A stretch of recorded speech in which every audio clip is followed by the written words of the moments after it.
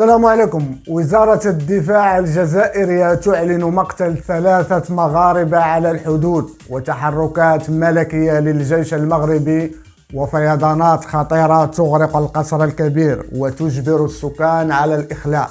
التفاصيل الكاملة بعد قليل، خليك معنا حتى الآخر. متابعينا الكرام، مرحبا بكم في هذا الفيديو اليومي الذي نناقش فيه أبرز أخبار الساعة كما العادة على قناتكم صوت الشارع. كنتمنى تكونوا بخير وعلى أحسن حال.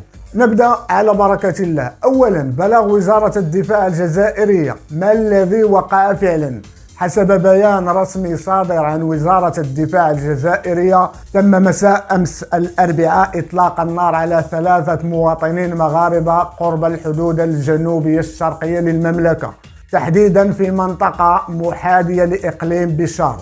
البلاغ يقول إن مفارز مشتركة من الجيش الجزائري وحرس الحدود والجمارك تمكنت من القضاء على 3 أشخاص واعتقال رابع، ووصفوهم بأنهم مهربين من جنسية مغربية مع حجز كمية كبيرة من الكيف المعالج وبندقية صيد وهواتف نقالة. لكن هنا وجب التوقف عند عدة نقاط مهمة جدا. أولا، الخبر مصدره بلاغ رسمي جزائري فقط وليس تأكيدا من جهات مغربية أو عائلات الضحايا. ثانيا، إلى حدود الساعة لا توجد أي عائلة مغربية خرجت لتقول إن أبنائها قتلوا في هذه الواقعة. ثالثا، السؤال المطروح: كيف تعرف الجيش الجزائري على أسماء الأشخاص بهذه السرعة؟ وهل كان معهم وثائق؟ وهو أمر غير منطقي في حالة التهريب عبر الحدود. لهذا تنقول دائما كل خبر صادر من الجزائر في هذه اللحظات الحساسة يجب التعامل معه بحذر شديد. السياق السياسي: لماذا الآن؟ هذا البلاغ جاء في وقت يشهد فيه ملف الصحراء المغربية تطورات حساسة. الولايات المتحدة الأمريكية أرسلت كبار مستشاريها إلى الجزائر وتونس وليبيا. هناك حديث عن لقاء مرتقب في مارس المقبل بأمريكا لوضع حد نهائي لهذا الملف. الشارع الجزائري يعيش حالة غليان وتوتر داخلي. في مثل هذه اللحظات غالبا ما تلجأ الأنظمة إلى تصدير أخبار حدودية أو انتصارات وهمية لصرف الأنظار عن القضايا الكبرى. لذلك احتمال كبير أن يكون هذا الخبر موجها للرأي العام الجزائري أكثر مما هو خبر ميداني موثوق. نصيحة مهمة للمغاربة قرب الحدود نقولها بكل وضوح: أي مغربي كيتواجد قرب الحدود الشرقية خاصو يبعد فورا. هناك جيش مسلح وأنت مواطن أعزل. أي خطأ بسيط أو اقتراب من الحدود قد يؤدي إلى مأساة. سبق أن وقع هذا مع شباب في السعيدية، كانوا يقضون عطلتهم وتم استهدافهم بالرصاص الحي. لهذا السلامة أولا. ثانيا، تحركات ملكية للجيش المغربي في المقابل. القوات المسلحة الملكية المغربية تتحرك بهدوء وبذكاء وبأوامر ملكية مباشرة. المغرب لا يراهن على الكثرة في السلاح بل على الجودة والتكنولوجيا. تحديث مقاتلات F-16 فيبر، أنظمة رادار وذكاء اصطناعي، مفاوضات محتملة حول مقاتلات F-35.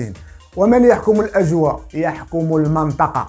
ثالثا، فيضانات القصر الكبير، وضع خطير جدا. غادي ننتقل الآن إلى الخبر الإنساني الخطير. مدينة القصر الكبير كتعيش فيضانات غير مسبوقة بسبب التساقطات المطرية الكثيفة، امتلاء سد واد المخازن بنسبة 100%، ارتفاع منسوب واد اللوكوس بأوامر ملكية، تدخل الجيش المغربي لتوزيع الخيام على المتضررين، ودعت السلطات السكان إلى مغادرة منازلهم فورا، التوجه إلى دور الشباب والمؤسسات الثقافية، تلقي المساعدات الغذائية والأغطية. السلطات في سباق مع الزمن لحماية الأرواح والممتلكات. رسالة للساكنة: البيت ممكن يتعوض، السلعة ممكن تعوض، لكن الحياة لا تعوض.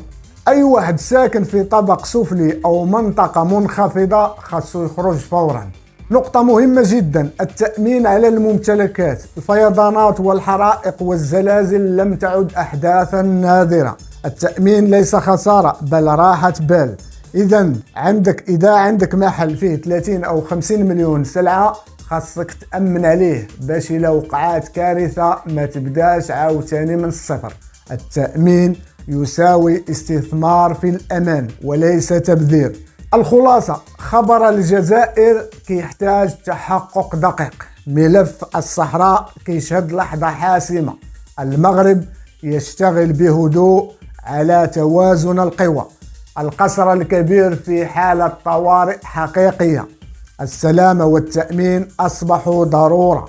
تحياتي لكم متابعين الكرام، وشكرا على ثقتكم ودعمكم المتواصل، ونلتقي إن شاء الله في فيديو جديد وموضوع آخر.